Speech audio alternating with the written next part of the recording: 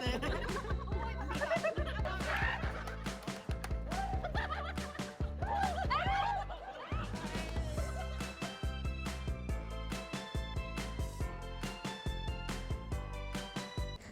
go get ready ជាមួយខ្ញុំមួយយប់ពីរថ្ងៃនៅអូសោមដំណើររបស់យើងគឺចេញពីសៀមរាបតាំងពីម៉ោង 10 ព្រឹកចាចេញទៅជុំគ្នាដោយសារតែយើងបានជិះកាត់បាត់ដំបងអញ្ចឹងបងគាត់ចង់ចូលទៅបលេងចែបនៅភ្នំសំពៅអូខ្ញុំនិយាយមែនលើកទី1ខ្ញុំចូលនឹងហ្មងខ្ញុំមានអារម្មណ៍ថាស្អាតខ្លាំងហើយបន្ទាប់ពីបានបលេងចែបចប់ហើយគឺយើងបានបន្តធ្វើដំណើរតទៅមុខទៀតសម្រាប់ពីបាត់ដំបងចូលដល់ពោធិ៍សាត់វាចូលខ្ទង់ខ្ញុំជិះដល់ឡើង7 ម៉ោងបានទៅដល់កន្លែងតែសំខាន់ណាទេសភាពតាមផ្លូវគឺមើលស្អាតខ្លាំងមែនតើហ្មងព្រៃឈើ green គឺត្រជាក់ភ្នែកហ្មងទីបំផុតអង្គុយស្ពឹកខ្លួនក៏យើងបានទៅដល់ចូលឈ្មោះទៅអូសោមហើយចាប់ដើមខ្ញុំចូលកន្លែង cafe check in បងដែលបានចូលអូសោមហ្នឹងគឺត្រូវតែឈ្មោះចូលកន្លែងវាយោកាហ្វេហ្នឹងខ្ញុំ recommend ខ្លាំងមែនតើហ្មងព្រោះកន្លែងគាត់ដែលអ្នកដែលចូលចិត្តញ៉ាំ passion ក៏ដូចជាចូលចិត្តញ៉ាំ matcha គឺ the best seller នៅក្នុងហ្មងឆ្ងាញ់ខ្លាំងចេញពីកន្លែងកាហ្វេក៏ពួកយើងបានចូលមកដល់ Garden Hill Homestay សម្រាប់នៅនេះគឺថាបរិយាកាសបរិសុទ្ធខ្លាំងមែនទែនអានេះមាន36មុខវិញអានេះតែមួយមុខទេប៉ុន្តែសន្លប់36នាក់គ្មានអីដែលល្អជាងមេឃត្រជាក់ហើយបានសុបកន្ធាយផងហើយសុបគោសំខាន់ពួកខ្ញុំបាន add time topping មានអន្ទង់មានសាច់គោជ្រលក់បន្ថែមហើយមានបន្លែស្រស់ជាដើមដោយបាននិយាយមុននឹងអញ្ចឹងថាស្រាត្រាំតែមួយមុខទេសម្រាប់36នាក់គឺមានប៉ុតចា10លីត្រគឺដាច់ប៉ុនក្នុងមួយយប់ចាព្រោះដោយសារតែមេឃនៅអូសោមអ្នកដែលបានធ្លាប់ទៅលេងគឺដឹងអីគឺខែល្ងាខ្លាំងមែនតើអញ្ចឹងយើងចូលនឹងកៅដំបងហ្នឹងគឺមុខមួយខ្ញុំលក្ខណៈនឹងអៀនមែនណាស្រាត្រាំស្វងជុំឯងងំអ្នកចាក់ព្រោះដោយសារលោកគេមានកៅញ៉ាំស្រាទុយទេអញ្ចឹងគេឲ្យពេលញ៉ាំតែគឺគាត់ចាក់មកគឺហៀកៅ A few moments later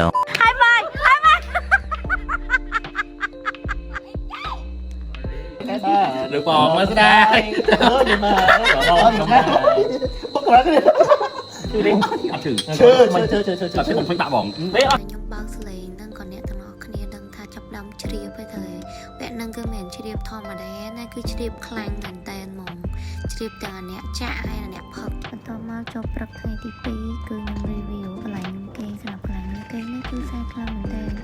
ដោយសារតែខ្ញុំចូលចិត្តកន្លែងហ្នឹងសំខាន់ថងខែខ្ញុំសរសើរដើមត្រេនបើមកចំខែត្រេនវិញគ្រាន់តែបើកទ្វារមកដើមត្រេនលំបន្ទប់មកដោយសារតែមានឈ្មោះថា Garden Hill ខ្ញុំដើរក៏ឃើញដើមតឡឹងតឹងសំខាន់ដើមតឡឹងតឹងគេអំណោយផលណាផ្លែដូចត្រពាំងបីជួរគឺក្ដុបជាប់ឈើឃើញតែតឡឹងតឹងក៏ខ្ញុំសម្រេចចិត្តឡើងបេះដើម្បីជូនឲ្យបងខ្ញុំព្រោះយប់មិញគឺដាក់ណាននេះមុខមួយអត់ទាន់ថ្វែនេះជ្រាបបាត់យប់មិញមួយមើលអីគេក៏អូននៅស្នែកគេxuống mềm mại còn ngon bôngสบายยี่บอลนึกอะไร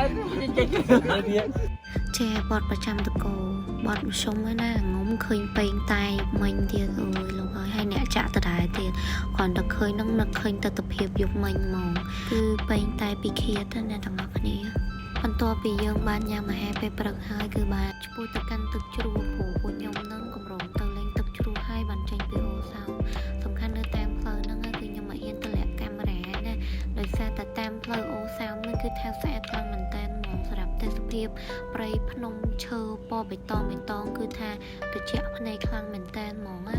សំខាន់ណាស់អ្នកទាំងអស់គ្នាឃើញអ្វីដែលខ្ញុំកំពុងឃើញអត់ខ្ញុំថតហ្នឹងហើយជាប់ពីគោគេទៅ trip ជិះម៉ូតូធំនេះអូយខ្ញុំនិយាយមែនខ្ញុំសម័យថាថ្ងៃណាមួយខ្ញុំមានគោហើយខ្ញុំជិះចង់ដែរស៊ូមខ្ញុំថតតកាំង memory ទូរស័ព្ទហ្មងហើយបាទខ្ញុំអស់ចិត្តថាលេងណាតែបើថាមែនមានមែនក៏វាល្អដែរ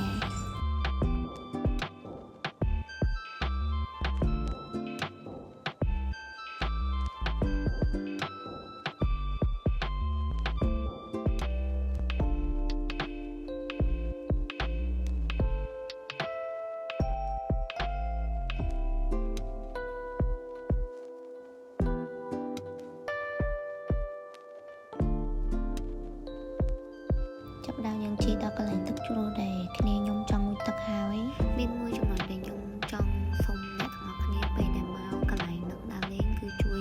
ថែរក្សាបរិស្ថានផងណាពេលដែលយើងហូបចុកអីគឺ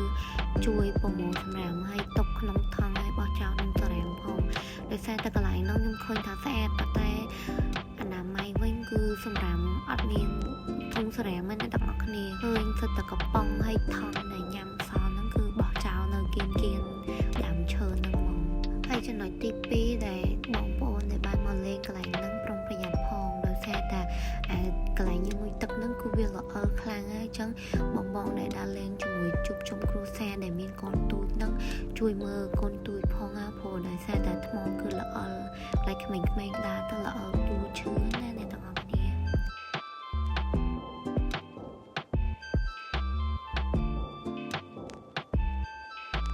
ពេលបងមកអូសោមខ្ញុំ recommend បងគួរតែមកកន្លែងហ្នឹងដើម្បីងូតទឹកជ្រោះដោយសារតែយើងជិះផ្លូវឆ្ងាយអញ្ចឹងទៅយើងមានអារម្មណ៍ថាហត់ណាទៅពេលយើងបានងូតទឹកជ្រោះហ្នឹងហើយគឺស្រស់ស្រាយដោយសារទឹកនោះហ្នឹងគឺត្រជាក់ណាត្រជាក់ពីទឹកកកអញ្ចឹងបងដែលមានក្រុមលេងទឹកលេងអីហ្នឹងគឺថាសុបាយហ្មងដូច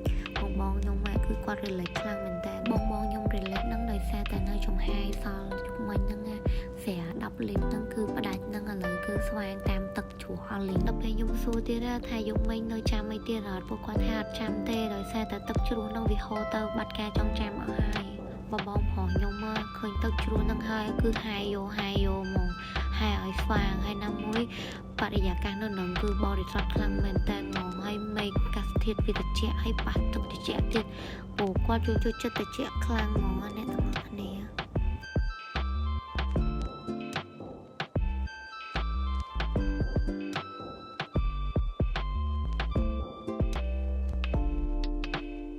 បើពូនេះវិញឲ្យច្រៀងបទយកមិញដែលថាប្រចាំតកោរបស់គាត់នឹងក៏គាត់ភ្លេចអត់ដែរក៏សុំរំលែកហើយគាត់សុំអត់ចាំរឿងអីយកមិញទាំងអស់